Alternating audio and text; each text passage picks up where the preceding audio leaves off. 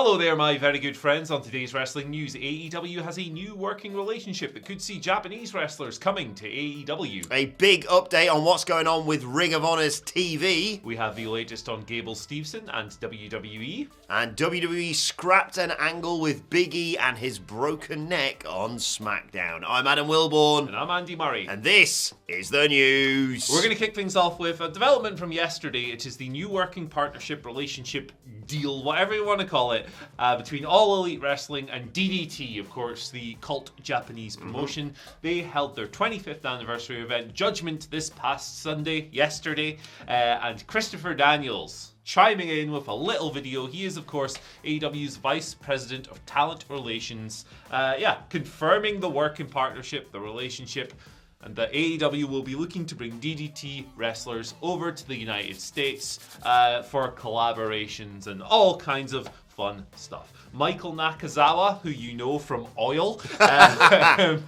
later on the show, he actually wrestled DDT's president, Sanshiro Takagi, on the show. And he confirmed that him and Kenny Omega had been working on the deal. So there you go. Nakazawa also confirmed later on that as well as DDT, this will include Tokyo Joshi Pro, which is another promotion under the umbrella of Cyber Agent, the parent company, kind of the sister promotion to DDT. They do crossover stuff all the time because they're owned by the same company, that's why. So yes, Tokyo Joshi Pro will be involved as well. Interestingly, former AEW Women's World Champion Hikaru Shida actually wrestled for Tokyo Joshi Pro this weekend. Saturday, Grand Princess Wrestling mainstay of the promotion, Hikari Noah. So there you go, seeds sown. Grand Princess, one of the biggest Tokyo Joshi Pro shows of the year. Fantastic show from DDT and Tokyo Joshi Pro that you should check out, my friends, if you want something a bit different on Saturday and Sunday. But like with regards to, you might think, oh, it's a relationship with another Japanese promotion. How does this affect anything with New Japan, who AEW, of course, have that existing relationship with? It won't, simply put. Dave Meltzer writing as much in the latest Wrestling Observer /Figure 4 online daily update. But yeah, there you go. That's basically it. Kenny Omega's tweeted about it. Kenny Omega, of course, got his rise to prominence started in DDT alongside Kota Ibushi, of course. He called it DDT, the best kept secret in wrestling for over a decade, celebrating the partnership. Clearly, he's played some kind of role in this. I'm sure more will come out as the situation progresses. But AEW has used kind of wrestlers affiliated with DDT and Tokyo Joshi Pro in the past. Konosuke Takeshita, I've totally mispronounced his name. Takeshita came over, the former KOD openweight champion. He had a brief excursion in AEW in April last year. We've seen people like Maki Ito in AEW. She's in Tokyo Joshi Pro. We've seen people like Mei Suruga as well. So yeah, it's an interesting thing. I mean, legitimately, removing all objectivity, it's my two favourite promotions in the world collaborated. So I'm quite happy about this. What do you reckon? Yeah, I don't know a great deal about this, obviously, but judging by your excitement, it should be a very intriguing thing. Yeah. Are we going to get, because this is all I saw from social media yesterday, someone wrestling a blow-up doll on Dynamite anytime soon? So, I think a lot of people, the first thing that comes to mind when they think of DDT is blow-up dolls, giant pandas, otters. Oh yeah, I saw that. There was going to be a feud between the giant panda and Sammy Guevara, which I'm 100% here for. I'm absolutely here for that. But there's so much more to DDT. Who knows? We might get a big DDT-style comedy match. But like Kenny Omega's right when he calls it the best kept secret in wrestling. Like the main event level working standard is as good as anything on the planet in this company. So it's very exciting. It might not necessarily be wrestlers that the viewers are familiar with, that our viewers are familiar with, but they will be great wrestlers, and I think this is also a great opportunity for people who maybe never watched DDT before to get into it. Yeah, exactly. This is what I was thinking in terms of like there's a lot of stuff I walk past when you're on your lunch break watching, going, I've no idea what that is. Why is there a panda? And I think is a way of introducing people to it.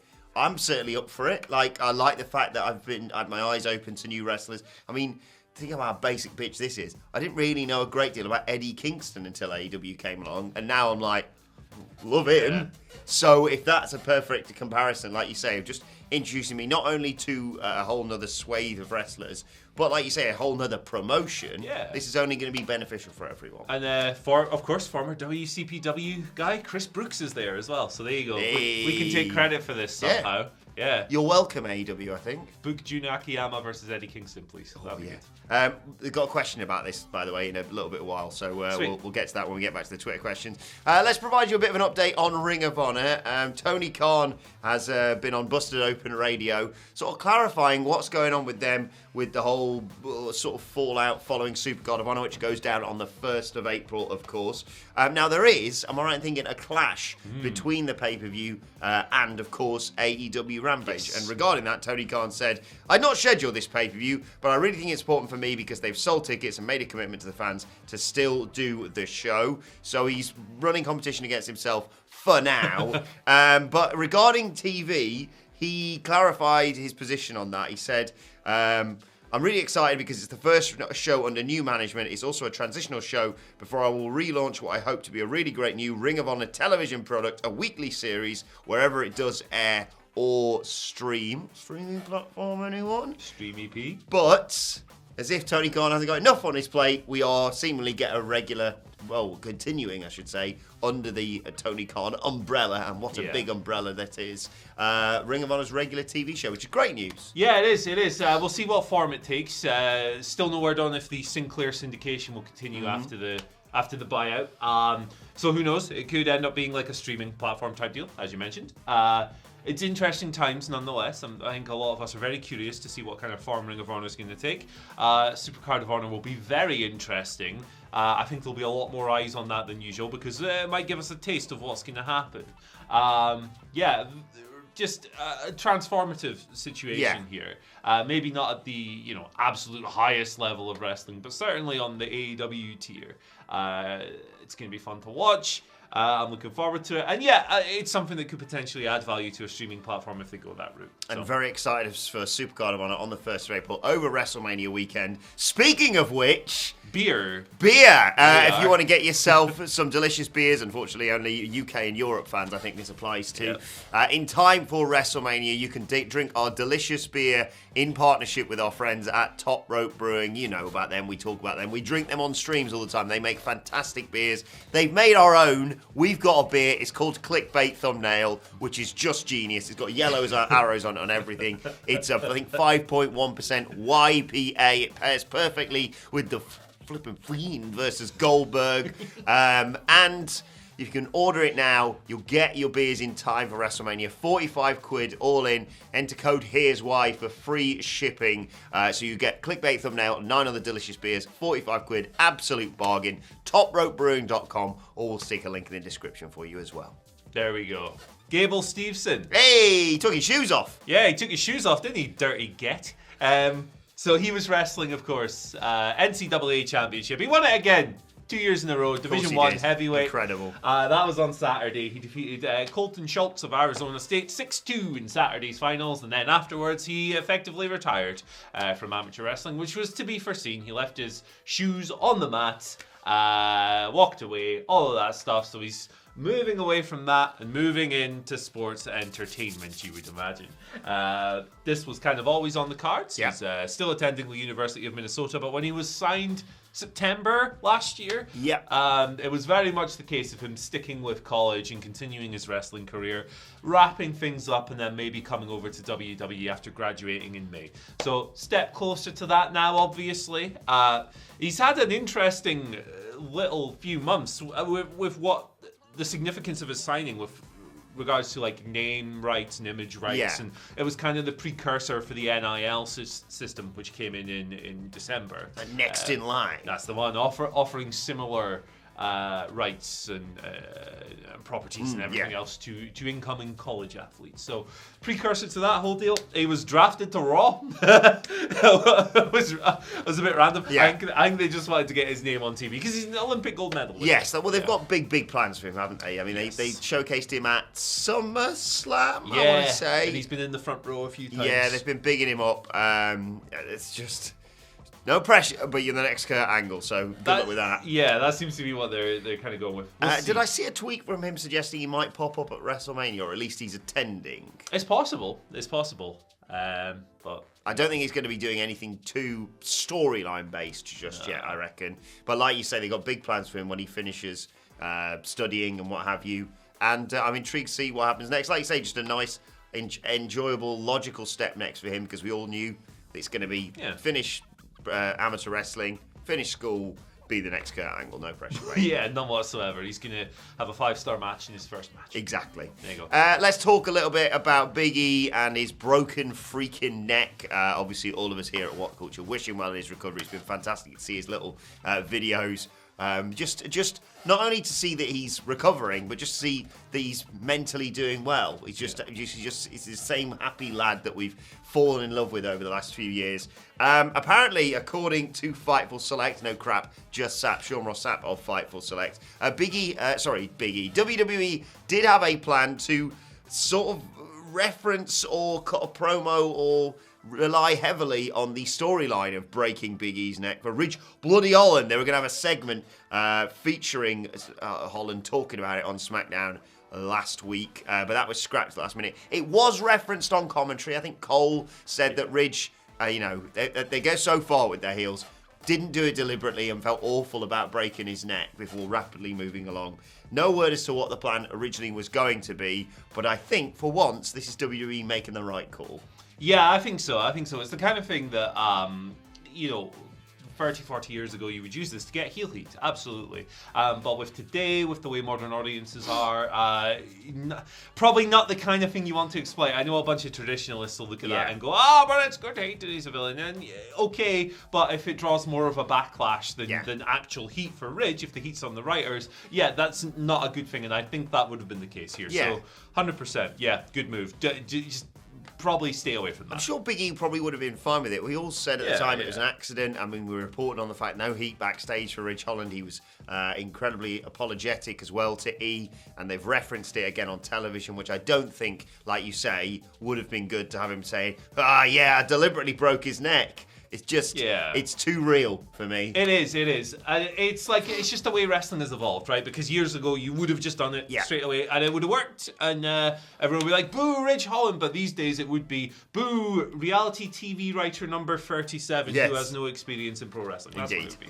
Right, let's move on to your Twitter questions at WhatCulture WWE. Of course, we want to get in touch with us. Jake starts us off today. I referenced it earlier. He says, with the purchase of Ring of Honor by Tony Khan and the new partnership with DDT, how would you feel if AEW in kayfabe implemented trades and or loans from roster to roster? I don't see the need for it, personally. I don't like the idea of having a formal system similar to WWE where it's WWE break their own rules with roster trades and stuff, but where it's like sports teams trading people back. Yeah. I don't like that personally. I think it's just needlessly rigid. I think that if you want to run Ring of Honor as like a pseudo-developmental, which has been rumored and reported, that's fine. You can have people go back and forth fluidly. I don't think it needs to be a formal thing. I don't like the idea of drafts and trades and all of that stuff.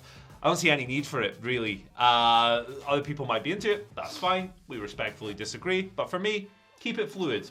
Don't need the song and dance. Yeah, I'm fine with trades and or loans, just not in storyline. Yeah.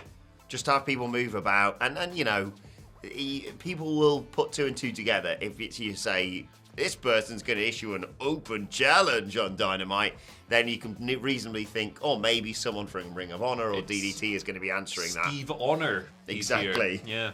But like you say, I think it's the right thing to do.